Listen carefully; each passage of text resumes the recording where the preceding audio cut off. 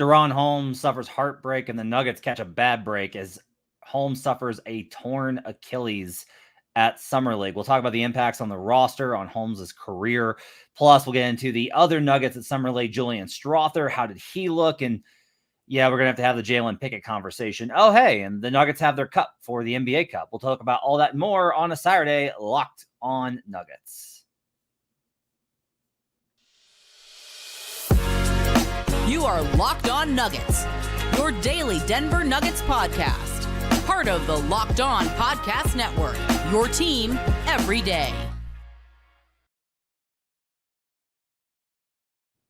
Welcome to Locked on Nuggets, your daily Denver Nuggets podcast, part of the Locked on Podcast Network, your team every day. Thanks for joining us and making us part of your day, being with us Monday through Friday, being an everydayer. We are catching you here on a Saturday, as we tend to do when we're in the off season. And so that's how that goes.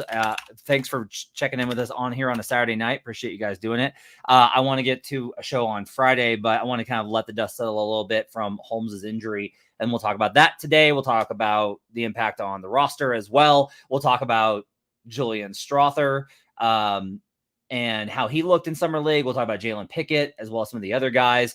And we'll get into the Nuggets and where they're going to fall in the NBA Cup group, because that was announced as well on today's show. I want to let you know that today's show is brought to you by FanDuel. Make every moment more. As the playoffs are now gone, the sports stop sportsing like we want them to, but this summer, FanDuel is hooking up all customers with a boost or a bonus daily. That's right. There's something for everyone every day, all summer long. Visit FanDuel.com to get started. My name is Matt Moore. I'm the senior NBA writer for the Action Network. So first off, if you haven't heard the news, if you missed it, because there's been other things going on in the news, DaRon Holmes in Summer League suffered a torn Achilles and is now going to miss the entirety of the 2024-25 season. That will do it for Holmes' rookie season. As soon as it happened, I was concerned. He went up for a rebound and landed on one foot and pushed back against it, and you could not see it, but immediately it was a non-contact, and he didn't the ankle didn't wobble, didn't turn, right? If he had just turned, I would have been like, oh, he's probably okay. I was concerned pretty immediately just based off of the fact that it was like, oh, he landed, was like, oh, something's not right here. And then that only increased when there were so many trainers around him. And then finally Michael Malone came over and Calvin Booth and then his family, according to reports. And so the news is now out that Holmes will miss the entirety of the 25 season due to a torn Achilles. Just what a crappy break for the kid. You know, the Nuggets move up to get him. They are so encouraged, really in on him. They believe in him. It's a Calvin Booth special. They identified a guy. They went and got their guy. They gave up future assets in order to make sure they got their guy. And now he's out for the entire season. Now, there's good news and bad news. The good news is look, lots of players start off their careers with these types of injuries, come back the next season, and are good to go from the very start. So Chet Holmgren missed his entire rookie season, was phenomenal last year, and was second overall in Rookie of the Year. Now, Holmes was drafted much later, but still, it's totally fine for you to miss your rookie season. Blake Griffin, another player that had an absolutely incredible career, missed the entirety of his rookie season. And then there's been others like Julius Randle, right? There's other players that have come in and missed their entire rookie seasons and then gone on to have really great careers. The Achilles is still one of these that is such a problem, and it sucks that that's what he suffered. If it was a torn ACL, honestly, it's no big deal. It used to be that there were two injuries that could really derail your NBA career. And the first was, if you weren't a big man, you didn't have feet problems. The first was an ACL, because they used to have microfracture surgery, and that would pretty much derail everything, depending on the severity of the tear. That's changed. And now ACL tears are something you can really get over. But Achilles are still something that very much takes away from players. There's been research done over the last couple of years, and my data on this is a little outdated, but basically players, it takes longer for them to come back to where they were before the injury after an Achilles, and they're never really at the level they were before. Now, with Holmes being so young, that changes the equation here a little bit, but it's still just really regrettable. And honestly, just it sucks that this happened. It sucks that it happened in Summer League of all things. It sucks that, for him and how excited he was and how much the organization was excited about him, like it was a really good opportunity. And it came after, he was kind of quiet in the first half. I thought he had a really good third quarter and everything was kind of starting to turn his way. And then this happens. And it's just all of us, it's like Swipa and Adam and me and the DMVR guys and Ryan, like everyone, like Katie, Wingy, like everyone's just like, man, this sucks for the kid. Like, that's just such a bummer. It's really a bummer that the kid is going to have to go through this. So hopefully Holmes is going to be able to get through this, that he'll bounce back. He'll be able to actually have a rookie year next season, come back in with like a full year after doing, strength and conditioning training with the Nuggets staff and be in a good place to contribute. But for him personally, like there's no upside here. It just sucks. For the team, which we'll talk about, it's not good. Holmes was drafted to be part of the front court rotation. Like that was part of the equation here is like, okay, Vlatko's coming off a major injury on coming off of a major injury on a minimum contract. Zeke is Zeke, and everyone knows where the Zeke situation is. They signed Saric to be the backup 5 so that DeAndre Jordan doesn't have to play. And honestly, Holmes looked like he was going to be a really good option at 5. Like maybe you could play Saric and Holmes together, and that combo would have really worked out well. Now you lose that. So if Saric has to miss time when he's up there in age and he hasn't been the same since his ACL injury. Now all of a sudden, guess what? The Nuggets are right back to DeAndre Jordan as like the backup 5. Like that's where they're back to again. It's Aaron Gordon, Michael Porter Jr., Saric, and Zeke with Vlatko. That's just kind of where we're at. It's unfortunate, and there's really no kind of way around it. And when you bank on young guys, the one thing you kind of can expect from them, you don't know if they're going to be good, but you expect them to be available. And this kind of type of injury is just so unexpected, unforeseen, and really rare for a player of his age. It's just really kind of awful. And so now this puts more pressure on, Chanchar, I think, to fill in and be able to fill in a little bit more to Chanchar to be able to fill in and do a little bit more. I think it puts at least the option back on of like, hey, maybe Zeke can give us something or at least improve his trade value. But this is bad, not just for Holmes, but it's bad for the long-term development plan of getting the young guys. It creates this kind of emergency situation the Nuggets now have to deal with, where they're not in an emergency situation now, right? Losing Holmes is not like, oh my gosh. But what it does mean is like, look, if Aaron Gordon goes down, who's your starting 4? You slide Michael Porter Jr. over and you start Peyton Watson? Okay. Who's your backup 3 then? Who are you going to at the 3 at 3 in that spot? Strawther? Strawther can't play small forward. Hunter Tyson? Okay, so you don't do that. All right, well, maybe we'll play Vlatko at the 4. Okay, cool. Saric at the backup 5. Vlatko goes to 4. That's all good, right?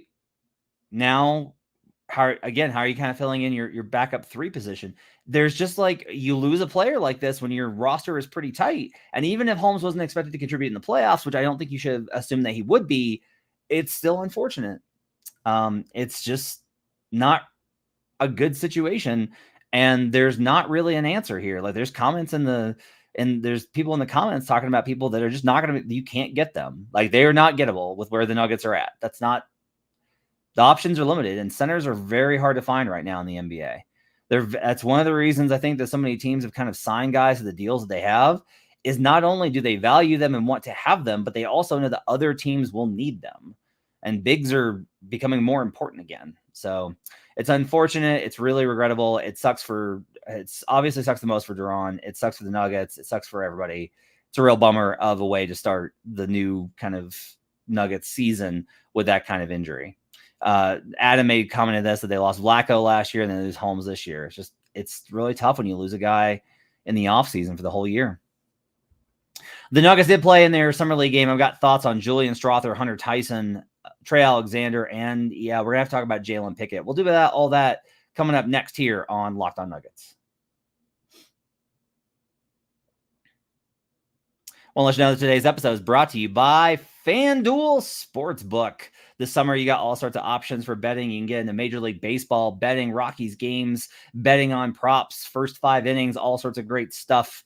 to be able to bet on in baseball. There's also obviously NBA. We got NBA futures out. The NBA Cup has odds at FanDuel, so you can check those out. Win totals should be out really soon, and I'm going to have to make a tough decision on where I'm going to be at with these Nuggets. This summer, FanDuel is hooking up all customers with a boost or a bonus daily. That's right. There's something for everyone every day, all summer long. Head on over to FanDuel.com and start making the most out of your summer. FanDuel, official sports betting partner of Major League Baseball. We'll be right back on Locked On Nuggets. Back here on Locked On Nuggets. Thanks for joining us. Appreciate you guys being with us here on a Saturday. We will be with you on, well, I don't know if we'll do World's Finest on Sunday. Adam's in Vegas for Summer League. So I don't know if Adam's going to be available. So it might just be me tomorrow, which will be fine. I'll get you caught up on the speed on everything that is going on after the second Nuggets Summer League game, obviously without DaRon Holmes. Speaking of, let's talk about the rest of the Nuggets in that Summer League game. So there's kind of been mixed reviews on Julian Strawther, and I will say this, if you were looking for him to immediately come out and play pure point here, that wasn't going to happen. But I did like how Strawther played as a primary initiator. He got downhill with ease and really attacked the cup, and that finishing is a big step for him, because if he could become a 3-level scorer, that's going to help a lot with getting him into the rotation. Like defensively, he's never going to be locked down, but if he can just be a 3-level scorer and then the rest of the defense can kind of cover for him when he's out there, that makes it a lot easier. Michael Malone did say during the broadcast, he was like, well, look, the 2 guards not settled. It's going to be an open competition. I haven't decided anything yet, and kind of talk about what Strawther can bring. I don't honestly hate that. You guys know I'm very not, I have reservations. That's the best way to say it. I'm not out. I just have reservations about Christian as the starting 2 guard.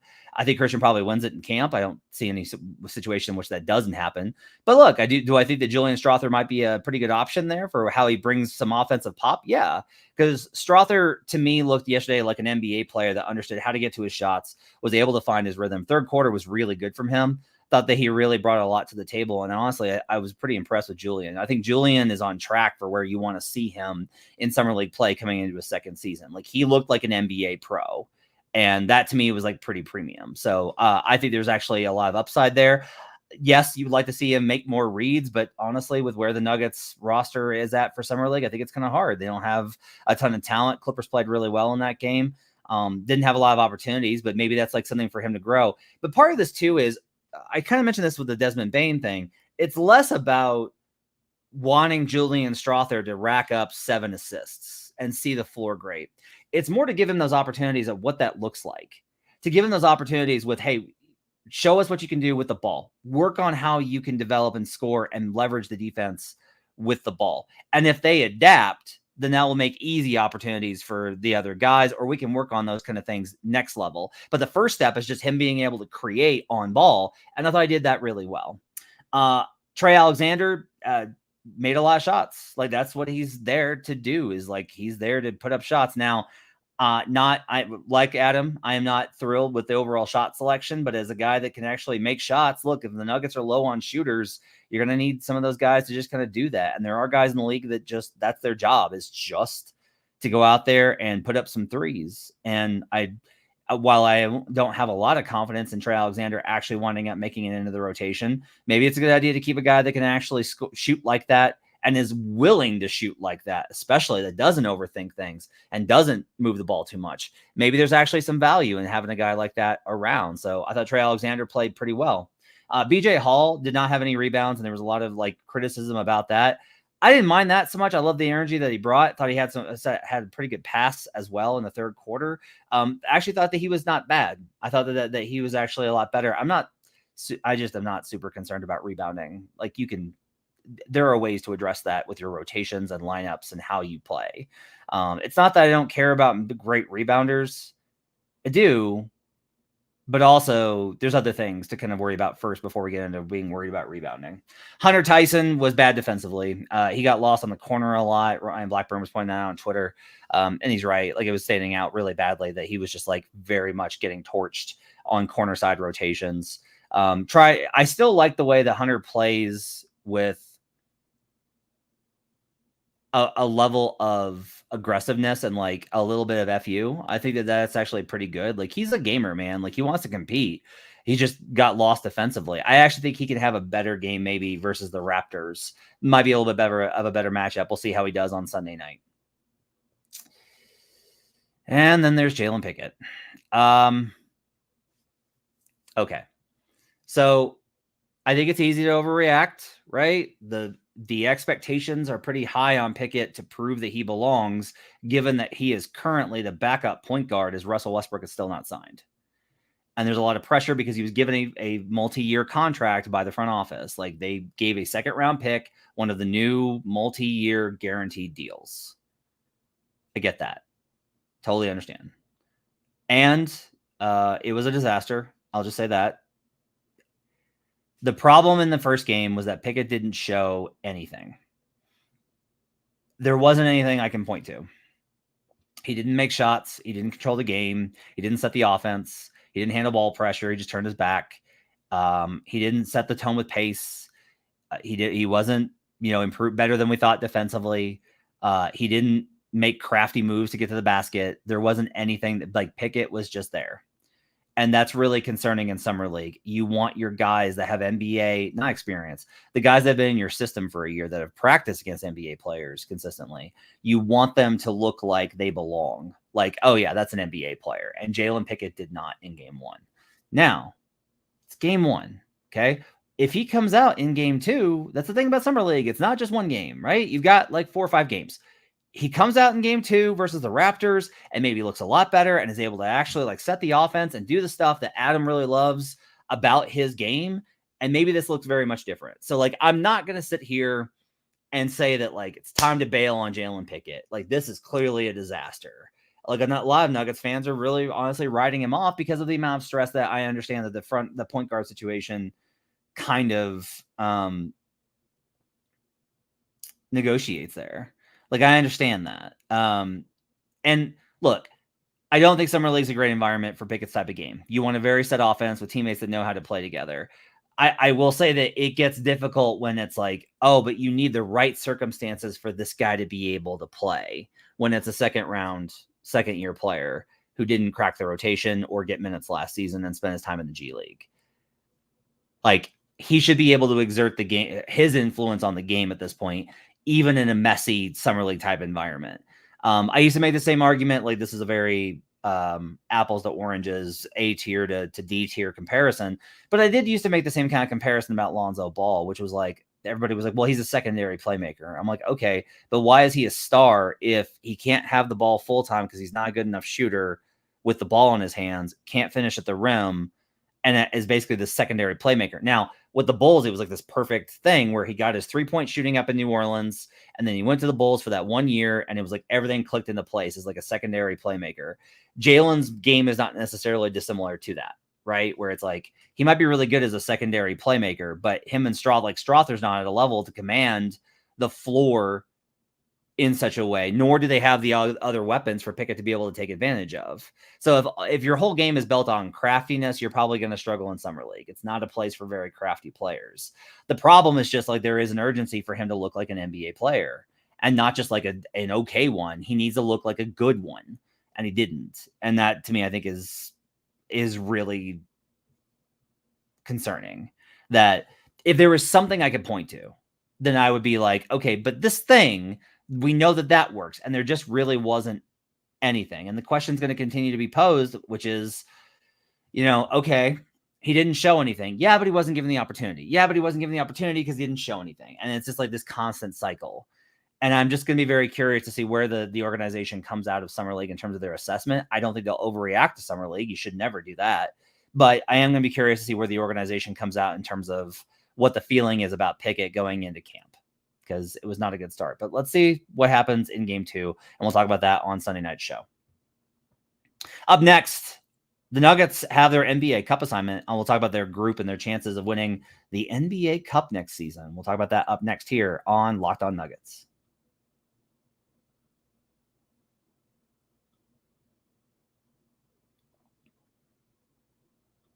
Back here on Locked On Nuggets. Thanks for joining us. Appreciate you guys being with us here on a Saturday night coming into Sunday. Hope you guys are able to enjoy the show, and we'll be back with you on Sunday night after the game.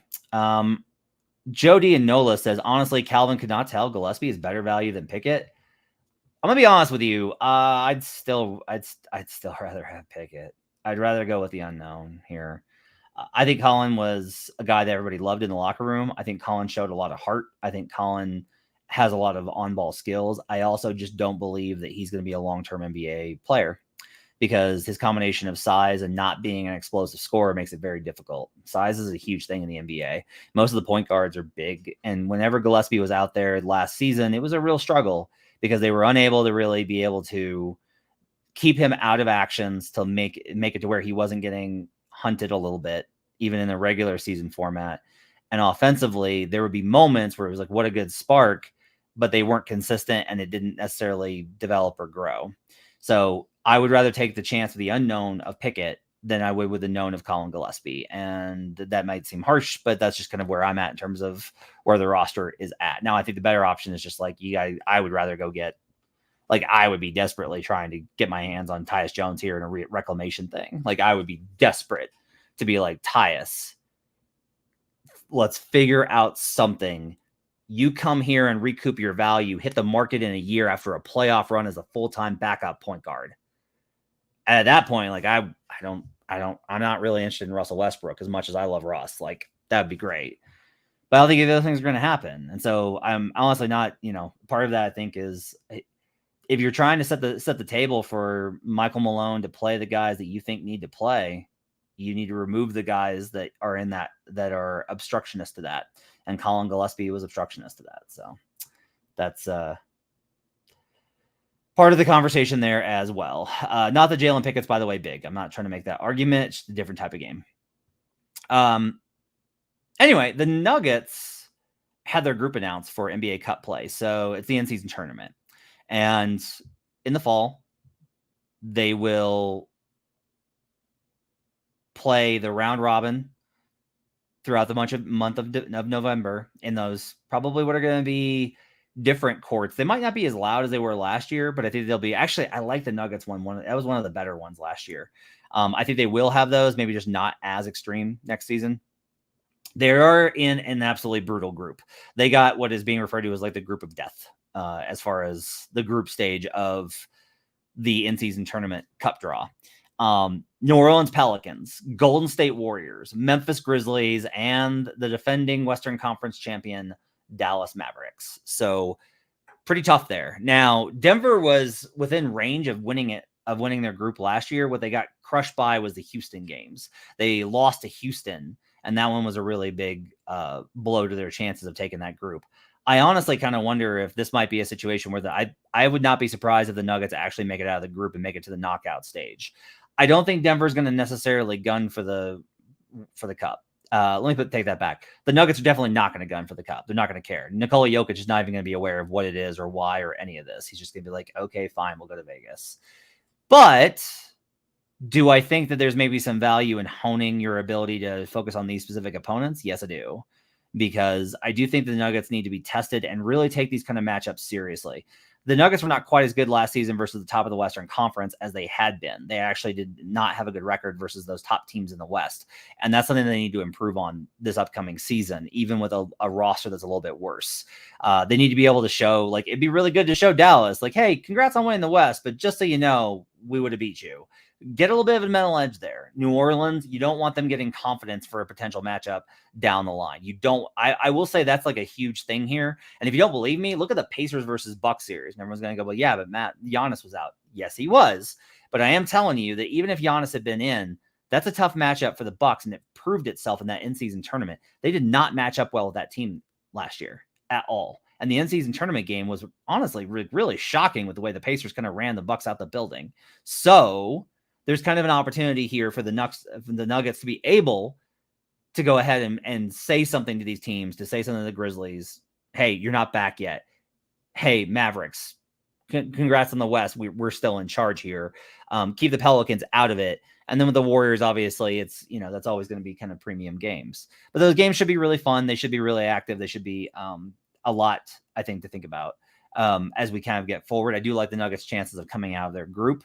That one is a pretty tough one, though, as far as those groups go. The Thunder will face off against the reigning IST champion Lakers. A colleague of mine at the Action Network, Joe Dallaire, has said, what if the Lakers win again? Would it be the start of an IST dynasty? I thought that was very funny. So that is the Nuggets group. Some final comments kind of here as we wrap up here on a Saturday for you. Try and let the Summer League kind of play out a little bit. If you're wondering, hey, what's the holdup with the Russell Westbrook deal? I want to kind of stress this. I've said it, but I want to stress it again. This is not under the Nuggets' control. You don't want to get Russell Westbrook for assets. You don't want to have to send them something. You don't want to have to send them a good player or even like a potentially good player. You want to get Russell Westbrook for nothing because the Clippers want to move him. They don't want him on the roster. They don't think he's like they're ready to move on. And there's a good opportunity for them to trade Russell Westbrook. Somebody else buys him out and then the Nuggets pick him up. I do think that there are fewer teams that are willing to do that than there used to be. That there are fewer teams that are going to be willing to go ahead and just do that job for the Clippers, but that's kind of the hold off here. And I am a little bit concerned. My only real concern about the situation has to do with the fact that I know that the Clippers last year did not want PJ Tucker going to the Nuggets. That's one of the reasons they wouldn't buy him out is they were like, you're going to go join Denver and we're not going to see you. We don't want to see you in a playoff game. I think there might be a little bit of that with it. I don't think the Clippers want to do anything that helps Denver. And that's not like a personal thing. That's not uncommon. That's just smart game management, game theory. Why should you help an opponent that's clearly ahead of you in the Western Conference? If you're trying to compete for the Western Conference title, why are you going to assist a team that really needs to get Russell Westbrook? So I'll be curious to see kind of how this plays out and how the Clippers kind of approach this, because I don't necessarily think the Clippers are under a lot of pressure to do anything. I think there was an idea that, hey, like this is going to happen and the Nuggets will get him, but it's going to have to actually happen. The caveat or counter to that is that the same thing kind of was heard about Kyle Lowry with the Heat, that they were like, eventually they're going to move Kyle Lowry and Kyle Lowry is going to sign with the Sixers. And that was kind of known for a long time. And then it was like, but what if they don't? Like, what if they keep him? And then eventually they did the deal and then Kyle Lowry wound up in Philly.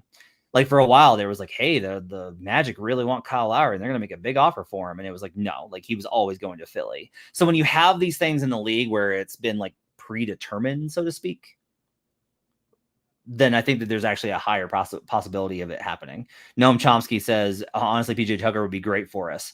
I think he's a little bit long in the tooth. I think he's just a little bit, I think he's just 2 years too late, but honestly, it's not a bad idea. Like I'm open to ideas about this. Premium Waters in here just suggesting they sign Markkanen. Yeah, he's not a free agent. You can't trade for him because Danny Ainge is going to want Jamal Murray. No, he's going to start with Nikola Jokic, and then he would say Jamal Murray, Aaron Gordon, and 3 firsts for Lauri. That's like what it's going to take. It's not going to happen. You're not getting Lauri Markkanen. Hurricane says, wonderful way to conduct business during a top 15 players prime. Okay. So I'm going to push back on this point. Okay. And I have questions about the front office. I never was on board with Project Dynasty. You guys know me. I'm always a guy. It's like, you need veterans. You need old guys. Young guys don't know anything. They don't know how to play. They're not winning players. They don't know how to win. That's why they're not winning players. I don't care about upside and potential. I don't care. I care about what you actually can do. Give me Jeff Green. Give me Justin Holiday. Right? However, I think that there's been a little bit of a too far doomerism when we start talking about the idea that they're, quote, wasting Jokic's prime. First off, they won a championship, which a lot of guys in their prime cannot say. So they've unequivocally not wasted his prime. Second off, I don't think you can look at last season, and Adam's not wrong to point this out. They did win 57 games. The whole thing last year, when I was barking about them needing to throttle down and rest, was that they were good enough to win the title, but they had to make sure that they didn't leave it up to chance by risking their energy being at 0, which is ultimately what happened. And if you want to say, like, well, that's because Jamal got hurt. Yeah, but that's the thing, is if Jamal gets hurt, you need everybody else to have extra pop, and they didn't have it. Right? The Nuggets are still good enough to win the title. I've said this over and over again. They are still good enough to win the title. You still have the best player in basketball. Jamal's still good. Jamal's not a 10 points per game, 35% shooter here. Jamal is still a very, very, very good player. He's just not as good as a contract. Michael Porter Jr. is still a very good player. He's just not as good as a contract. And I'll also say this. Look, the bench is for the regular season to give you a better chance in the playoffs. The playoffs are about your top 7, and the Nuggets top 7 is great, guys. Like, the Nuggets top 7 is still great. That starting 5, even with Christian, is still really good. Throw in Shari for getting that wrong. It's Saric. And then Russ and or Strawther and or whoever. Okay? Like, you will find somebody by the end of the season. Who the roster is and what the rotation is by the time that we get to February will not probably be what we expect now. That is the difference from last year, which is we could have told you that the playoff rotation outside of Justin Holiday was the exact same thing that we thought at the beginning of the season. I think it'll probably change this year. They'll be a different team by the time that we get there. And I just don't think that there's a lot there to go crazy about in terms of like guys 5 through 10. They need to get better, but they don't absolutely 100% need to get there now, and they can't. They're going to work towards that probably. Now, if this entire thing like falls on its face and the Nuggets just don't have enough guys and they're playing the starters again like 35 minutes, then yeah, there's probably going to be some hard conversations. But it's too early in this process for there to be the level of criticism and stress. Again, I'm always going to be the guy that's like, when everybody was like, Booth is a genius, he's the best, they don't need Tim Connelly, he didn't do anything. I was like, well, no, okay. But like a lot of this was pre-built. And now when people are like, fire Booth, which is ridiculous. He brought you the first championship in franchise history alongside Michael Malone and Nikola Jokic. Same thing. Like, let's be patient here. Let's try and have some big picture perspective and not get caught up just in the FOMO. Because one of the things, I'm doing all these analyses on these teams in the offseason. I guarantee you, how we think these teams look now will not be what they look like later. And a lot of this is just FOMO for Nuggets fans. It's just they're watching other teams got better and asking, why not us? Got to play the games. All right, that's going to do it for Locked On Nuggets tonight. Appreciate you guys being with us. I'll be with you tomorrow night after the second Nuggets Summer League game. We'll talk about the game versus the Raptors, get reactions to Pickett, Strawther, and the rest. We'll talk about all that and more, plus whatever news comes up. Join me tomorrow night on Locked On Nuggets. Till then, see you later.